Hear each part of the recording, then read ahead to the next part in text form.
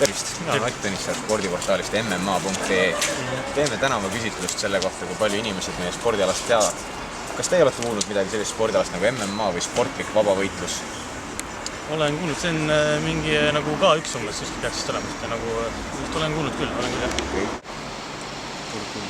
Ei ole kuulnud. Boks maas võitlus koos.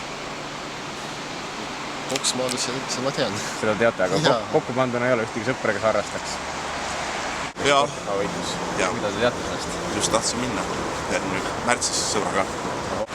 Kahjuks me vastame teile, et ma ei tea selle kohta mitte midagi. Telekast. Ma ei tea. Kus sa näinud oled neid? See oli reporteris. Või kuskil oli? Jah, on kuulnud. Midagi puudist peetakse Eestis siia. Kus te kuulnud olete selle kohta?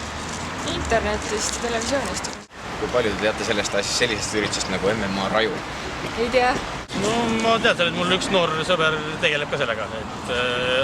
Ma arvan, rohkem rajum kui tavaline see boksist. Ma arvan küll, et raju juba ütleb midagi, et on midagi vingemad.